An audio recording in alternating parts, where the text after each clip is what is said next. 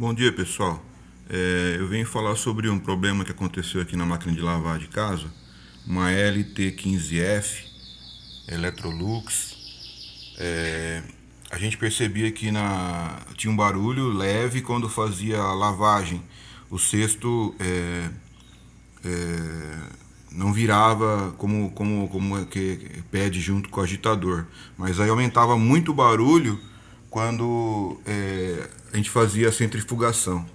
E o cesto não virava, ficava um barulho muito alto, como um barulho mecânico, roçando alguma peça.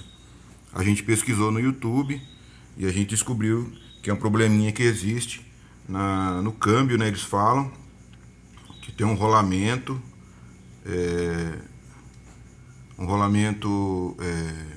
6802, e ele vai no câmbio, né?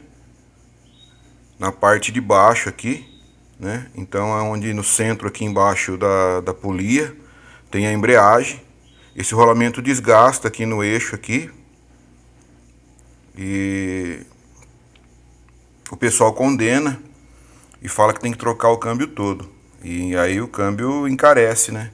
E então eu pesquisei um pouco mais e descobri na internet que tem um saca-rolamento, porque o rolamento ele acaba se desfazendo, é pequenininho, ele acaba se desfazendo.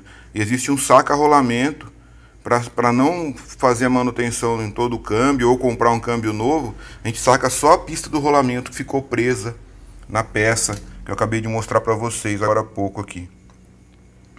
A peça no eixo aqui, né, fica preso a pista de rolamento. A gente encontra esse saca-rolamento na internet, um rolamento R$15, um saca-rolamento uma média de R$80, e resolve o problema, sendo que um agitador paralelo na casa de 260, original 340, e a gente resolveu o problema, a máquina voltou ao normal.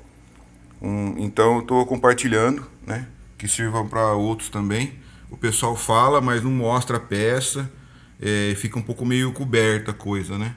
Mas é possível resolver com esse saca-rolamento, ok? Espero ter ajudado. Um abraço.